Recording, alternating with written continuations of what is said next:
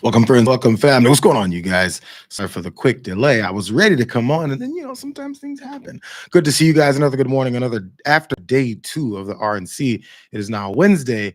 I'm doing recaps of the evening before, as much as I can watch here and there. The speech do go quite late. I thought this was something that was happening on the first day on Monday when Joe Biden spoke after like 11 o'clock Eastern time, of course. So I guess folks on the West Coast, it's prime time. It's perfect for the main event speeches of every night. As of day two, Republicans took the stage at the DNC. There's going to be a few more, I think, as they go throughout the week. I saw Adam Kinzinger, former congressman from Illinois, Republican, also veteran. He's going to be there on Thursday. I thought he was going to be speaking on one night with a bunch of Republicans. There are a few I want to go through and talk about some of their topics and points, and it actually gives reasons why many folks who were formerly all a part of Donald Trump's even administration, to supporters, to other elected officials, many of which have want nothing to do with him. I want to also have one other contrast here, because the Obamas spoke last night. Of course, other Democratic leaders come out. The current president spoke on Monday, as I pointed out. But what has been talked about, but not reiterated as we've seen it happen, if we're thinking back from the RNC, we didn't see Melania speak. She barely showed up. Former Republican officials, heads of the party, leaders from the party, former candidates for president, from Mitt Romney to former presidents like W. Bush, they aren't there. They're not there. They're not supporting him. They're not speaking with him. Where's Mike Pence? We already know he's out against him as well. There's so many Republicans have nothing to do with this guy and this MAGA movement. It should be a lot more telling than it really is. And even from perspectives like when I talk every day about these folks, I'll point out it's the Republicans, and I try to make sure I put it in my head. It's the MAGA wing of the Republican Party. It's the takeover of the Republican Party. This isn't the same normal other Republicans that, of course, all kinds of differences exist between our points of view and theirs. That's the nature of the game. And of course, there was dirty tactics done and whistles, silent dog whistles that they'd have as they go after other folks. Donald Trump took the lid off of all of their trying to look like there weren't biases or there weren't hierarchies within our society. And it kind of exposed just how bad many of their policies are, because he doesn't care to try and hide them. He thinks that's the way things are supposed to be. I'm superior. I'm above the law. Anyone who supports me is now also has a level of superiority against the rest of you folks who shouldn't be speaking out against me. Do you know who I am? This is the energy that has switched many of this party into what the MAGA wing has become. Now that I got that off my chest and a few of you guys have popped in, let's go to this first video. This is a former administration official within the Trump administration in his term in office, Stephanie Gresham, and she talks. I think she goes on The View sometimes, but we already know she's a former MAGA type of person. I assume she's still a Republican, but she has her issues with him, and she exposes him at every turn. This is actually, come on, there you are. I was a Trump supporter. I was a true believer. I was one of his closest advisors. The Trump family became my family. I spent Easter, Thanksgiving, Christmas, and New Year's all at Mar-a-Lago. I saw him when the cameras were off. Behind closed doors, Trump mocks his supporters. He calls them basement dwellers. On a hospital visit one time when people were dying in the ICU, he was mad that the cameras were not watching him. He has no empathy, no morals, and no fidelity to the truth. He used to tell me, "It doesn't matter what you say, Stephanie. Say it enough and people will believe you." But it does matter. What you say matter, and what you don't say matters.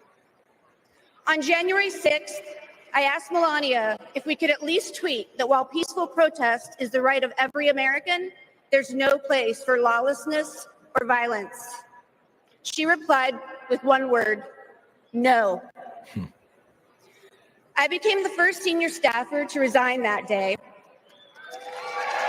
I couldn't be part of the insanity any longer. Stephanie Gresham talking about some of the interior all about what was going on within. Actually, you know, when January 6th happened, to the way that he treats his supporters, it's all kind of said, of course, from opponents of his. About, you understand, he doesn't respect all of you guys wearing the red hats, shouting, "We hate minorities, we hate women, lock them up," all the same stuff that they're going through constantly. He doesn't care about you. Every time he begged you for money, all he wants was his money. There was those speeches, I think it was in Nevada, when people were passing out from the 110-degree heat. And he goes, "I don't care about you guys. All I want is your vote." He doesn't, there's no hiding the way he feels. And then after people call him out for it, it was just a joke. It was just a joke. Can't believe they're going to say this about me. So Stephanie Gresham has always been one of those people who comes out and says these things. Let's go ahead and juxtapose it with what General Kelly said. I'm not sure he was a general or not. The commander, who was a part of his, I think he was at one point, he was the chief of staff under Trump. And it was the suckers and losers line came from. The fact that he openly says things that sound a lot like what people have said he says behind closed doors, it just makes sense. If those things that we heard him say out loud, someone revealed it behind closed doors. If someone said, yeah, Donald Trump was talking about those folks in 110-degree weather out in Nevada, and he said he doesn't really care about them, all he wants is their vote, they go, "I can't believe this person's lying." He said it out loud. It matches up with the way he feels about his supporters and anyone else, even down to elected officials. We saw how he treated governors of Republican governors of states that don't do everything he wants them to do. Look how he talks about Brian Kemp, who's one of the most supportive people of his, until he takes it too far. And he still kind of supports him. Here, let's go to this next guy, because we were talking about governors, specifically elected officials, and he's a Republican as well, I think from Arizona, but he's talking about the way Donald Trump approaches, the way he the way he hates the party. Let's go. I have an earnest message for the majority of Americans who, like me, are in the political middle. John McCain's Republican Party is gone, and we don't owe a damn thing to what's been left behind. So let's turn the page. Let's put country first.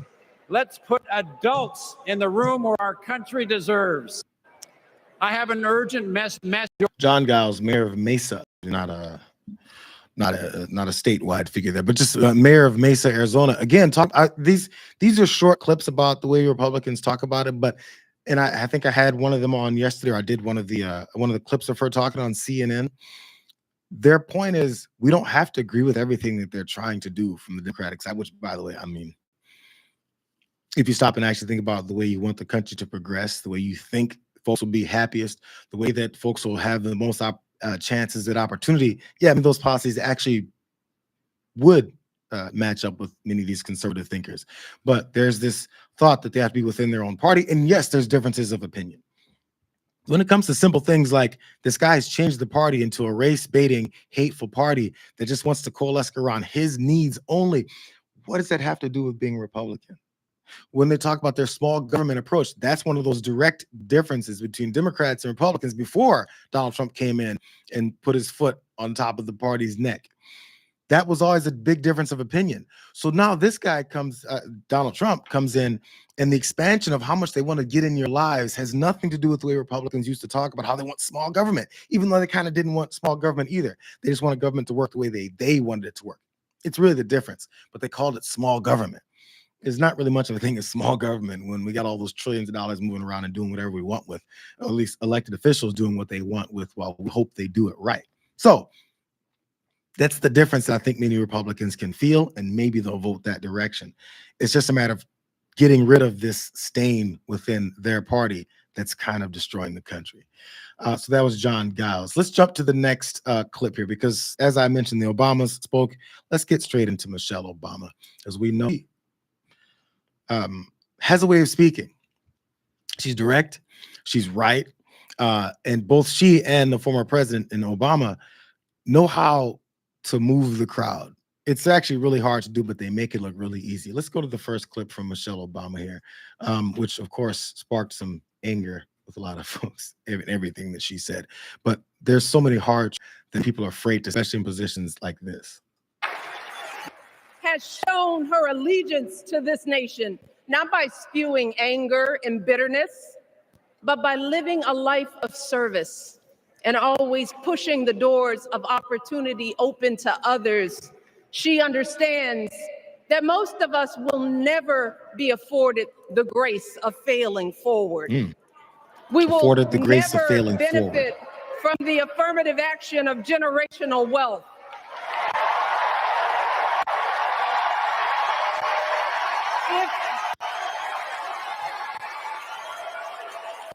If we bankrupt a business or choke in a crisis, we don't get a second, third, or fourth chance. If things don't go our way, we don't have the luxury of whining or cheating others to get further ahead. No. Man. We don't get to change the rules so we always win. If we see a mountain in front of us, we don't expect there to be an escalator waiting to take us to the top. No. Escalator lines between Barack and Michelle that night. That was one of them. Again, the affirmative action of generational wealth. So people can complain about the handouts and the gimmies and all that, but people pay for that.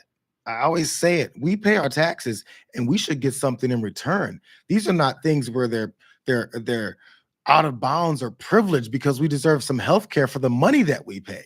I don't understand that. And we've been conditioned to believe all the money that we pay in taxes should just go to folks that are richer than us already, that have paid our politicians to take our money and give it to them. It's such a simple transaction, but we're too busy fighting over whether or not the boxer in the Olympics from a completely different country is a man or a woman when it's obvious that she's a woman.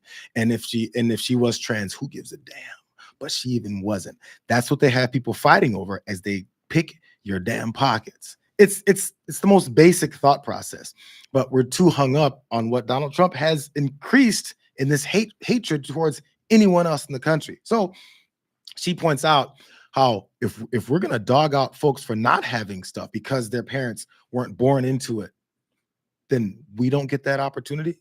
We only give the opportunity to folks who already have it, who, by the way, got it in many ways by taking it from the people that we're calling garbage. There's no lies there. You may not like it, but there's no lies there. She continued on. She had more things to say. Hold on, let's go to this next one. I enjoyed Michelle Obama's speech.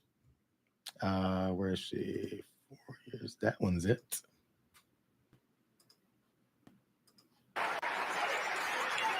Now, unfortunately, we know what comes next. We know folks are going to do everything they can to distort her truth. My husband and I sadly know a little something about this. For years, Donald Trump did power to try to make people fear us. See, his limited, narrow view of the world made him feel threatened by the existence of two hardworking, highly educated, successful people who happen to be Black.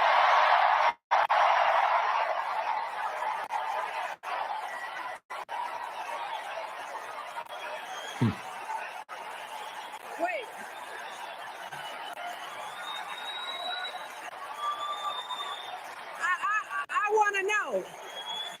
I want to know. Who's going to tell him that the job he's currently seeking might just be one of those Black jobs?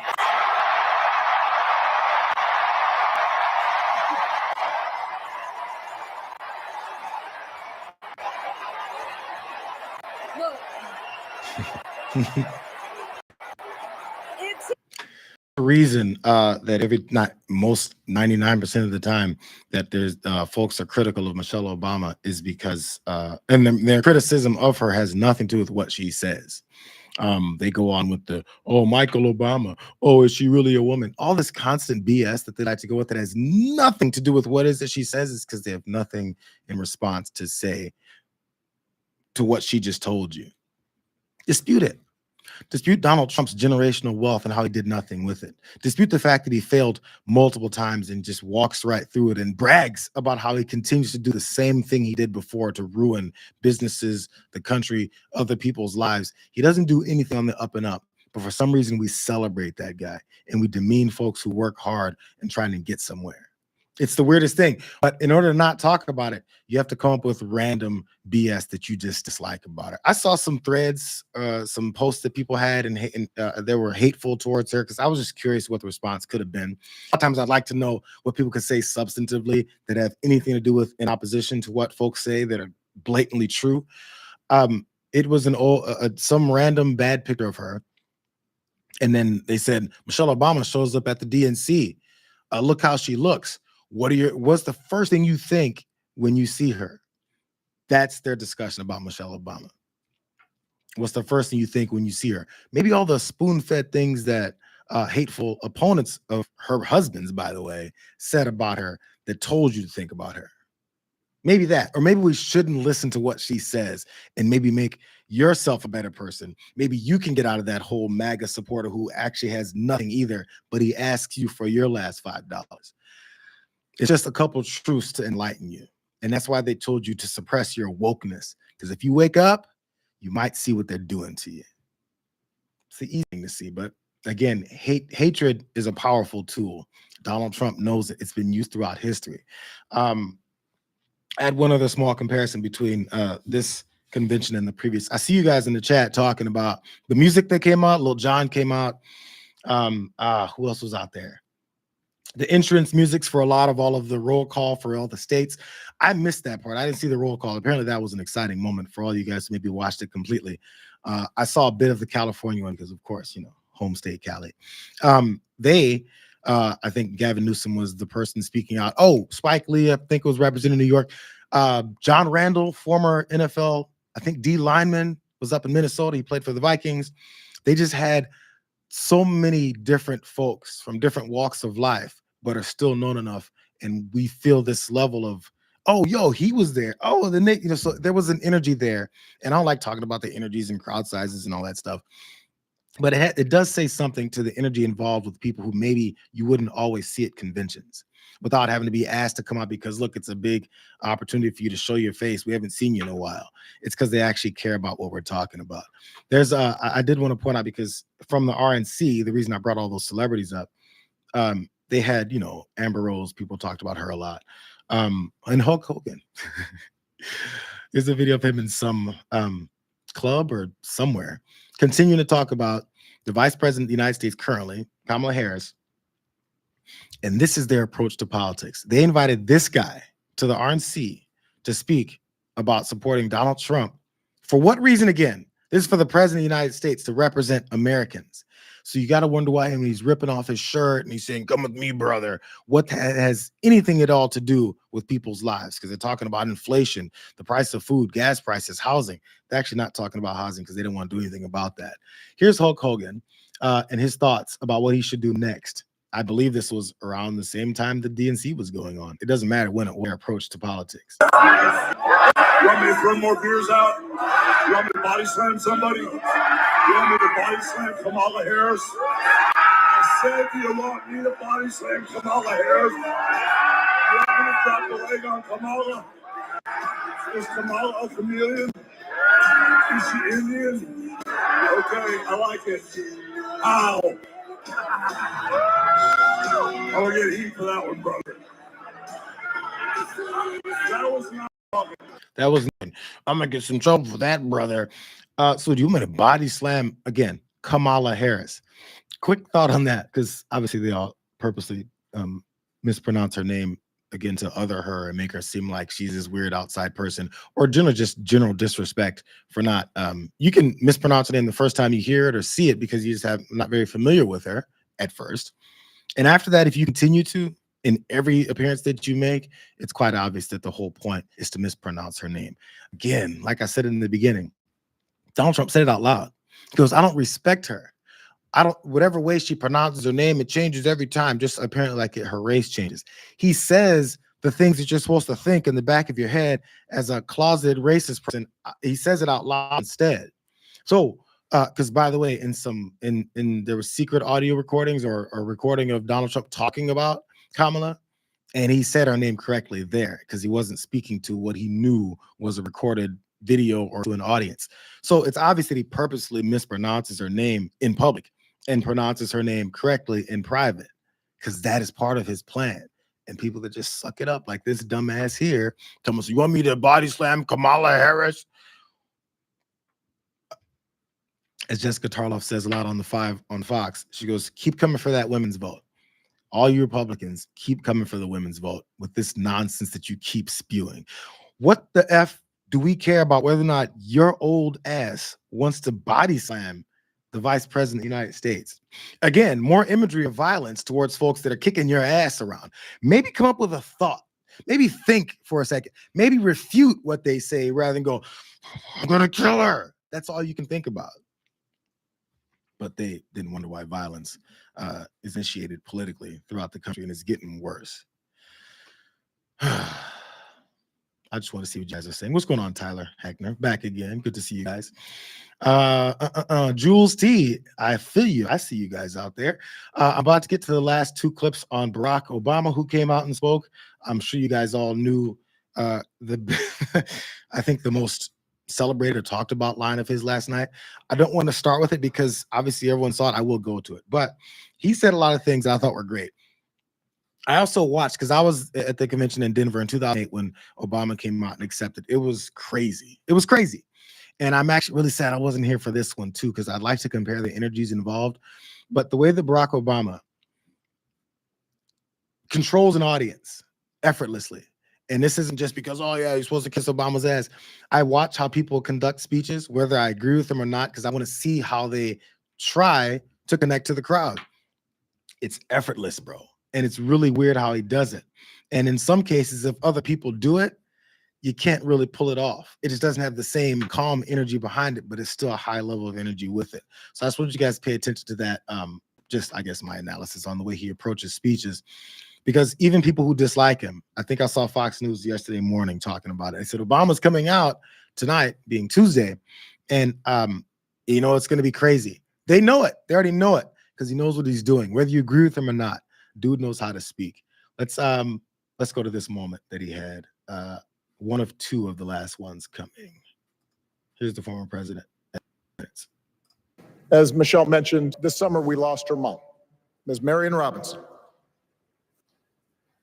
And I don't know that anybody has ever loved their mother-in-law any more than I love mine. Mostly it's because she was funny and wise and the least pretentious person I knew. That, and she always defended me with Michelle when I messed up. I'd hide behind her.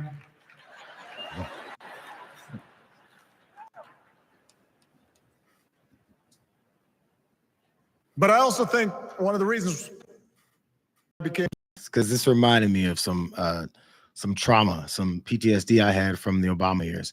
Of all the editing I had to do, I went through so many of his speeches, so many of his press conferences. Press conferences were even worse because at least speeches he had many things planned to say.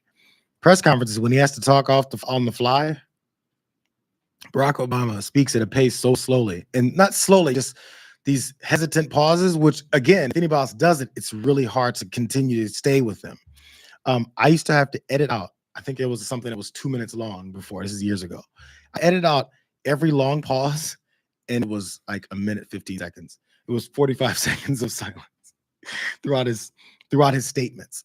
I just want to point that out because I just started feeling that all over again. Continue on. Was she reminded me of my grandmother, the woman who helped raise me as a child. And on the surface, the 2 of them did not have a lot in common. One was a black woman from right here, south side of Chicago, right down the way.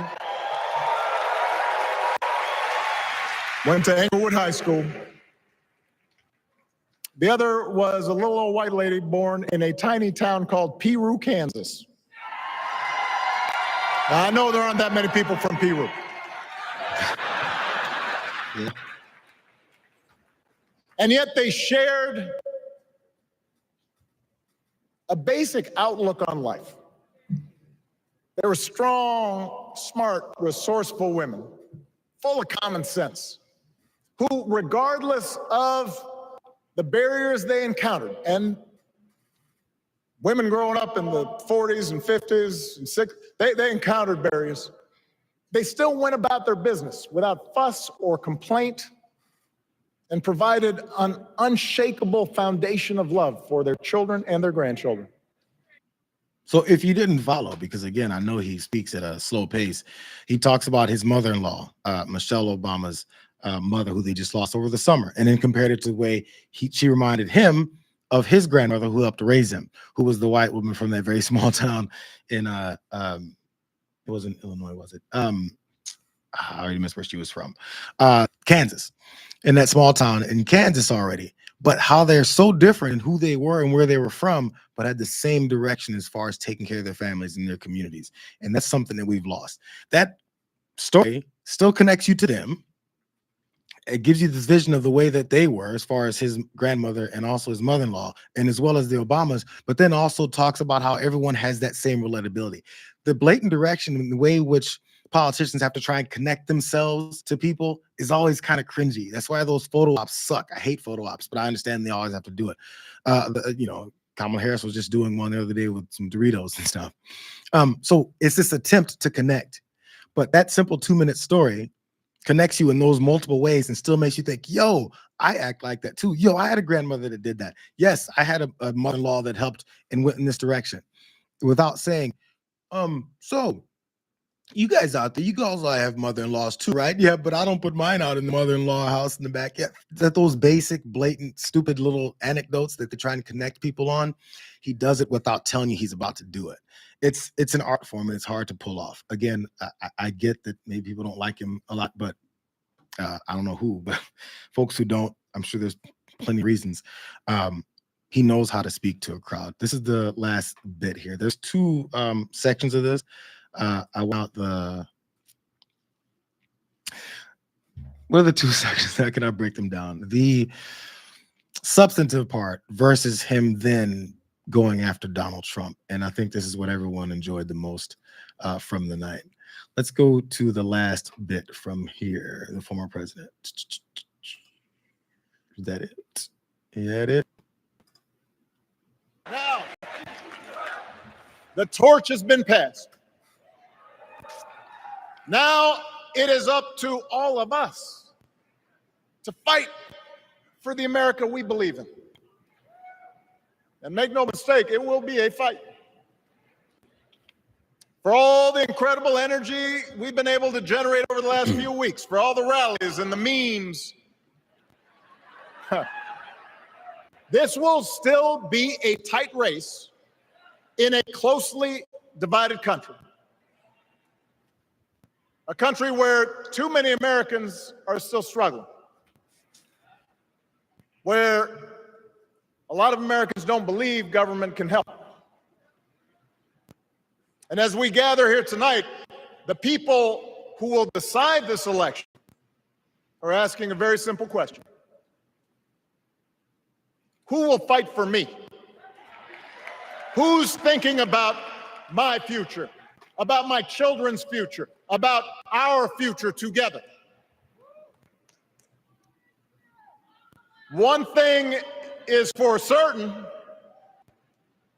Donald Trump is not losing sleep over that question.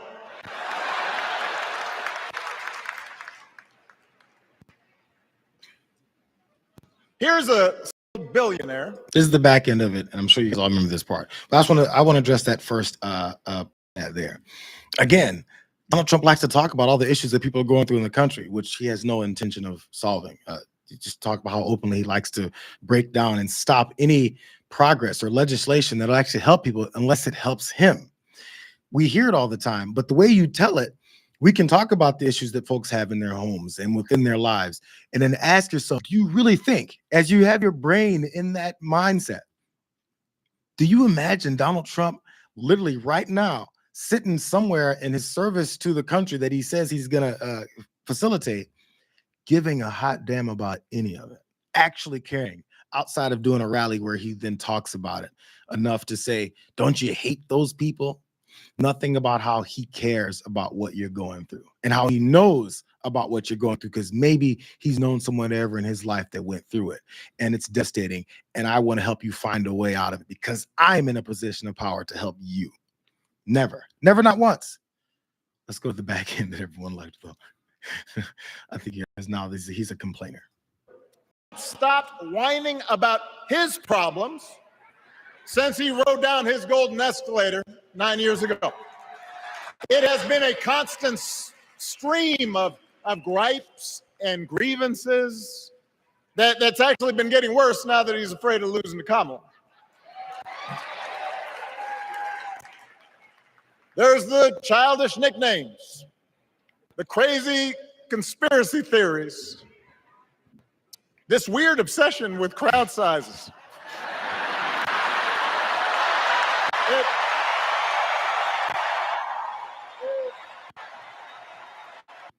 That I think you guys saw how that the obsession with crowd sizes. I know I saw someone point out how horribly staticky this feed is. I've said it before. I'm gonna tell you guys again. I know you guys may not have all been there when I say it. I've got the best internet that this area provides. It wasn't even listed on the website. I said, "Oh, do you guys have something better?" "Oh, I mean, if you really want it, I mean, that's a lot." I went and got it, and it still does this. All I'm saying is I'm trying, guys. I'm trying. But anyways, back to what he was saying. Crowd sizes, and he's always complaining about crowd sizes. It's the way he played it off. I'm not sure how many times he practiced that line along with the movements that go with it, but it definitely it's stuck. Put it that way. I saw someone point out that Donald Trump apparently said, "You don't like my music," said, quote, "I respect the Obamas." Trump. So I guess this is in response to what happened the whole night, as Michelle and Barack both went after him and also called him out for who he is. It wasn't just going after him on these types of lines like that, but talking about who he is based off of what he's shown us. It's like you can't escape it. And I think someone advised him, and maybe he listened for the first time, if he did say this, according to you don't like my music in the chat. I respect the Obamas. I'm not sure if that was a preface to then go on, but F them. Or maybe someone told him the best way to respond to this, because everyone's going to watch and wait and see what you say and post after they just dismantled your ass. And we're waiting to see how much hatred you can spew. The best response you have is to say something calm, nice, or nothing at all. Because every time he's attacked them, they say something calm, nice, or nothing at all. That's the approach you have to take, unless you want to prove them right, which you've already done that over and over and over and over again. Good to talk to you guys.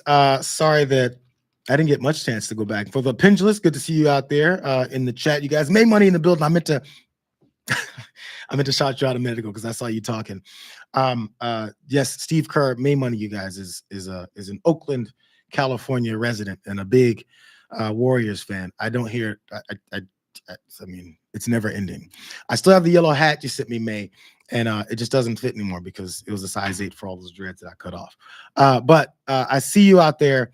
We'll work on John and his reference points. But Steve Kerr, coach of the Warriors, did the night thing on Monday night, and I'm sorry, May. I don't know, man. I like Steve Kerr. That didn't land for me. It was kind of hokey. But good to see you guys out there. Is where Jules T, good to see you as well. Glad you guys are on Zen Master Sports and Shorts. I believe you're the one who told me that how bad my internet was. Thank you. I appreciate you, bro. Or sister, I'm not sure. You could be a Zen Master. And we're working on it. It should change soon. More changes to come. We got day 3 of the DNC tonight. I'll be back again, of course, tomorrow to talk about what all went down. The vice presidential running mate for Kamala Harris is speaking tonight, as they usually do, because on Thursday comes the presidential candidate in Ms. Harris. All that's going down. Rocket Reindeer, good to see you. Thank you as well. The Truth Dragon. We got dragons out here. Maybe I'll see you guys on John's show soon. He's been harassing me here and there to come back on. I'll come back on again soon. Good to talk to you guys. I'll catch you guys later. I got some work to do. Please stop holding me up. We'll talk to you tomorrow on the watch list. Glad you guys came out. See you.